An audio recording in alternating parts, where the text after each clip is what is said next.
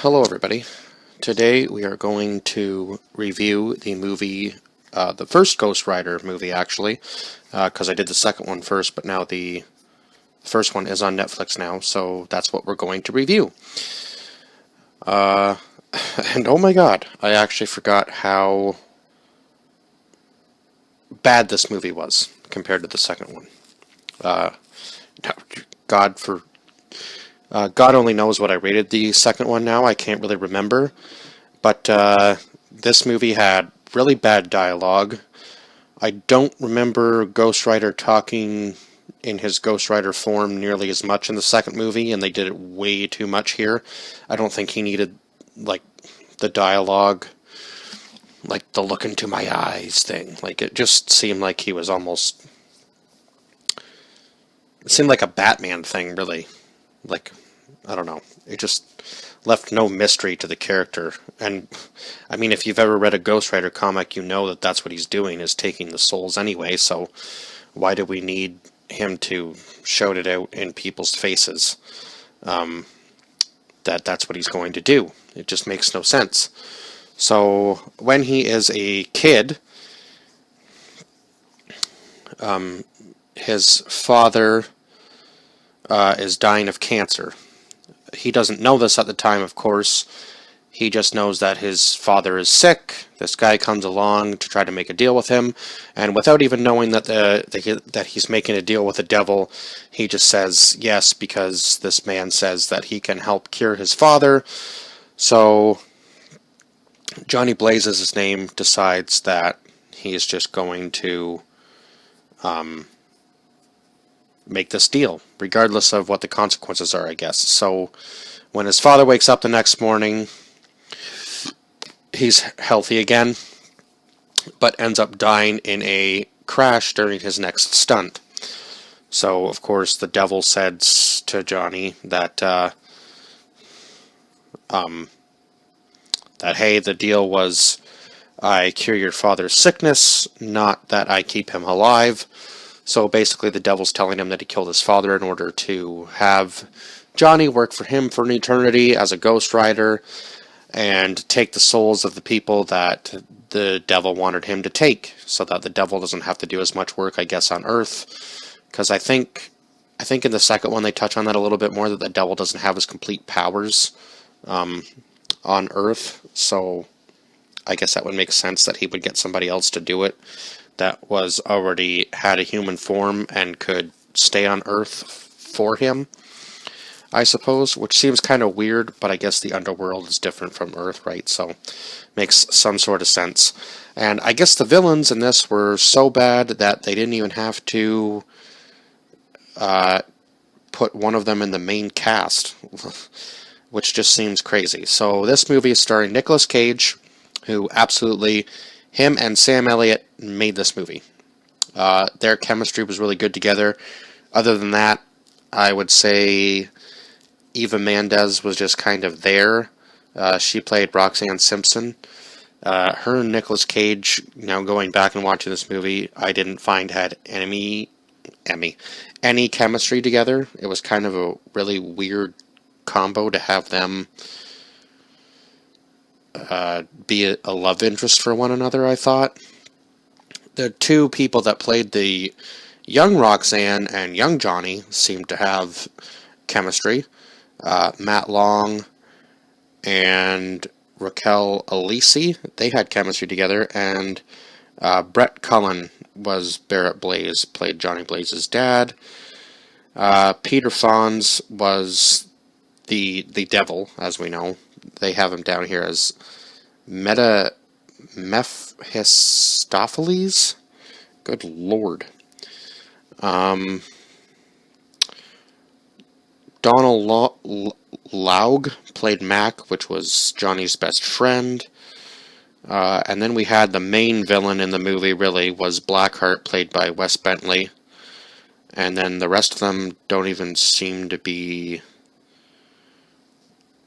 on here that I see.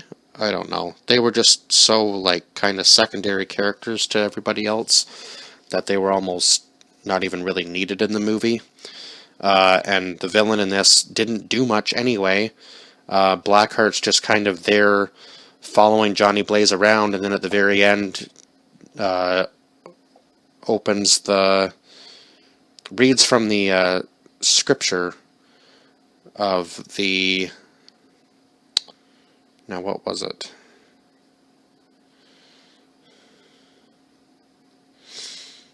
I can't remember what the friggin'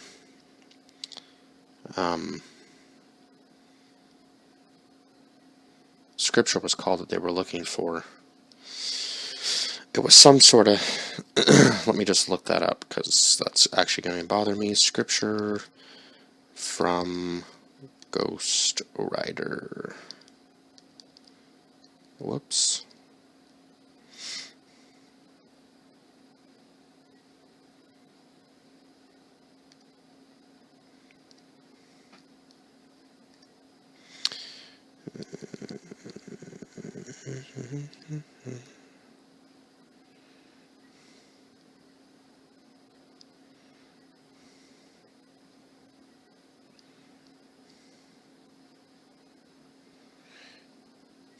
I don't know. It doesn't even say.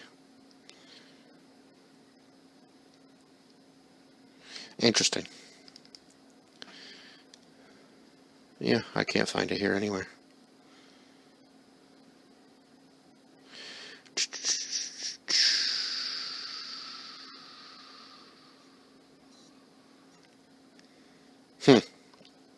Oh well. So basically that's what Johnny Blaze is trying to stop from happening, is, I guess, the souls of the... I guess he's trying to stop Blackheart from capturing the souls. See, the plot was kind of so broken that you kind of forget that that's even what's really going on. It just kind of seems like they're just trying to kill Ghost Rider the entire time, and they want Ghost Rider to work for them instead of his father, because I guess his father is the devil. So I guess he sends them up there too, so that they can take souls as well. It just seems like he has so many different people working for him, and then there's kind of like this secondary battle between Ghost Rider and these guys who are obviously bad, because Ghost Rider takes the souls of bad people, and they're bad people. So just, it's really just a whole mess, this movie. But I don't see anybody else being able to play the part of Ghost Rider as it is anyhow. So, yeah, Nicolas Cage just was meant for this role, regardless of how, bad the rest of the movie was around him. He definitely brought life to the Ghost Rider character, which is why I'm glad they cast him in the second one as well, because I don't think it would have been the same without him playing that part. And him and Sam Elliott had really good chemistry together. It is kind of sad, though, that the two people that had the best chemistry literally worked, I think, the least together in the entire movie, because I think Sam Elliott might have been in this movie for like maybe a little over 10 minutes. And that's between his narration, his scenes that he's in, and then riding with Ghost Rider or Johnny Blaze, and then literally just leaving him to go on his own to fight Blackheart. It's like, you rode all that way, and now you're just going to leave him? There's so much more potential this movie could have had. Now, originally, I was going to give it a really, really bad rating, and I mean, I still think this is all it's deserving of. Now, I'm not sure what IMDb gave it, but they're going to give it something better than what I'm going to give it. And if I could find out the name of the actual, scripture they were after...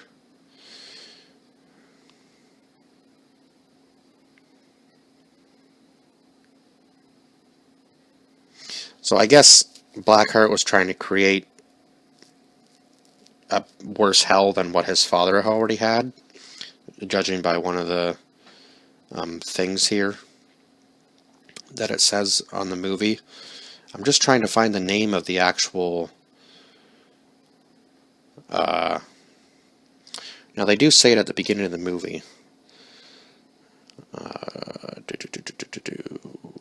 Let me see if I can like search up Skrull in Ghost Rider movie. Let's try that, because it's going to bother me, and I feel like it's kind of, it is important to the plot, right? Ghost Rider, come on. I can't spell today, guys. Bear with me here, because that's going to bother me. Sanvaganza.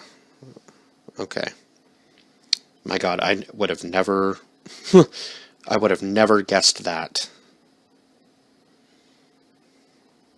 So I guess Sanvaganza was the scroll that he reads at the very end. What Blackheart reads at the very end, and then just ends up getting killed anyway, in like the most kind of anticlimactic way. I would say Ghost Rider he has such an easy time wiping out all of the bad guys that it's just like they were just kind of written there for Ghost Rider to just basically take them out. And then the devil does nothing at the end of the movie anyway. All this big build-up for like a boss fight or something, and nothing happens. He just runs away from Johnny Blaze because he doesn't even have enough power on Earth to do anything. So yeah, it's just, this movie had potential, and it just kind of like flopped really, really badly. And they definitely put all of their budget, just graphics-wise, into the Ghost Rider character, and the rest of it, like I would say the best graphics were obviously between Ghost Rider and Blackheart, and the rest of it was just kind of like, meh, this is happening. So yeah, and it didn't seem to matter what the bad guys did to Ghost Rider, they could not kill him, so he was just way too powerful for them. And you obviously can't put out the fires of hell, and that's what he was engulfed with when he was in the Ghost Rider form, so that makes sense. But overall, I have to give this movie a 3 out of 10. It was just, was not enjoyable. I guess I probably liked it in 2007 a lot better, because I would have been like 13, 14 when this movie came out, and it just was probably, for 2007 standards, it was good. But now going back and watching it, I realize how much I actually disliked this movie compared to the second one. And it's funny because I think my opinion of the two movies were much different when I was younger. I think I actually preferred the first one to the second one. But now going back and watching the two of them, I would actually revisit the second one like multiple times. And this one, I don't think I would go back and watch it by myself. Like, I would only go watch it if somebody hadn't seen it yet. So yeah, 3 out of 10 on this movie for me. I think that's my lowest rating in a while, actually, for a movie, so that's kind of shocking. So, as always, like, share, subscribe, and comment down below your thoughts on this film if you've seen it. If not, I mean, still go watch it, because your opinion could be totally different if you haven't seen it. And if you're a fan of Nicolas Cage, it's still a Nicolas Cage movie. Now, I would say that it was kind of one of those roles that he just kind of took because Hollywood probably told him to, or somebody told him to. But he's definitely come into his own lately as compared to these films. Now, I'm not saying that anybody else would have done this character justice. No, no, no. The only other person I could think of maybe would be Joaquin Phoenix would have done this justice. But other than that, I can't see any other actor replacing Nicolas Cage as Ghost Rider. So that's all I have to say, and I will see you guys in the next one. Bye-bye for now.